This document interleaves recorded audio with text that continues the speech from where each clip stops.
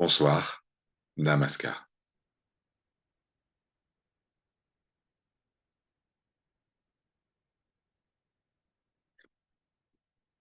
Aujourd'hui, ce serviteur a l'inspiration de partager avec vous un magnifique commentaire de Swami Prabhavananda de l'ordre Ramakrishna au sujet du verset 3 du chapitre 5 de l'Évangile selon Matthieu.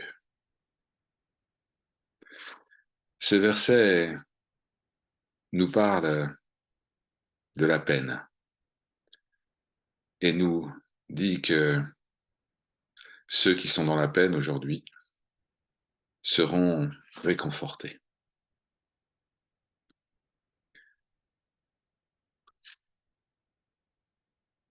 Les paroles exactes sont: bénis ceux qui sont dans la peine,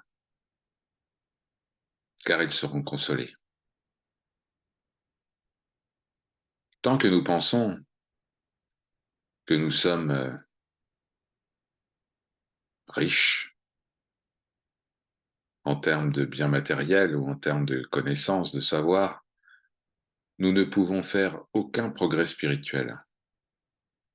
Mais lorsque nous ressentons que nous sommes pauvres en esprit, lorsque nous ressentons une grande tristesse de ne pas avoir réalisé notre véritable nature, alors nous sommes véritablement confortés. Il n'y a pas de doute que nous éprouvons tous de la peine, de la souffrance, du deuil. Mais pourquoi? Parce que nous ressentons amèrement la perte des plaisirs de ce monde et des possessions.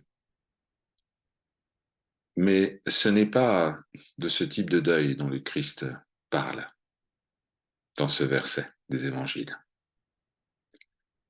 Le deuil, la tristesse, la peine ressentie dont parle le Christ est très rare, parce que ce deuil a pour cause une solitude spirituelle, une perte spirituelle. C'est une forme de peine qui se produit juste avant que Dieu nous console. La plupart d'entre nous sommes pleinement satisfaits avec la vie que nous menons, en surface du moins. Peut-être que derrière tout cela, il y a une prise de conscience que quelque chose nous manque.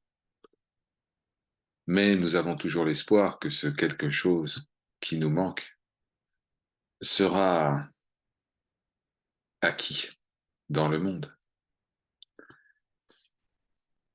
Sri Ramakrishna disait: les gens fondent en larmes parce qu'ils n'ont pas eu d'enfants ou parce qu'ils ne peuvent pas obtenir les biens matériels qu'ils convoitent. Mais dites-moi, qui verse une larme pour le Seigneur? Qui verse une larme parce qu'il ne voit pas, il n'est pas en présence de ce qui est? Ces fausses conceptions est le résultat de notre ignorance. Au sujet de cette ignorance, Adi Shankara a dit que le sujet, le connaissant, que ce soit le soi, l'esprit, est opposé à l'objet de connaissance, à la matière, au non-soi, de la même manière que la lumière est opposée à l'obscurité. Cependant, au travers de l'influence de Maya, l'illusion, ce pouvoir inexplicable de l'ignorance, eh bien, c'est comme si le sujet et l'objet s'étaient mélangés. Alors, l'homme ou la femme confond réalité et illusion. Être et non-être. C'est assez facile de comprendre intellectuellement que notre véritable nature est différente du corps, tout comme nous sommes différents des vêtements que nous portons. Mais lorsque le corps est malade, nous disons ⁇ Je suis malade ⁇ Intellectuellement, nous pouvons comprendre que notre véritable nature est différente du mental, mais si une vague de bonheur, ou au contraire une vague de malheur survient, nous disons ⁇ Je suis heureux ⁇ ou ⁇ Je suis malheureux ⁇ Également, nous nous identifions avec nos proches, nos amis. Tout ce qui leur arrive semble nous impacter. Nous nous identifions avec nos possessions. Si nous perdons notre richesse, c'était comme si nous étions perdus nous-mêmes. Cette ignorance est le lot de la quasi-totalité de l'humanité. Cela ne peut être enlevé que par la connaissance directe du Seigneur. Lorsque nous commençons à ressentir cette peine, eh bien, cette peine que le Christ a souhaité que nous ressentions, lorsque nous versons ne serait-ce qu'une larme pour le Seigneur, alors nous faisons place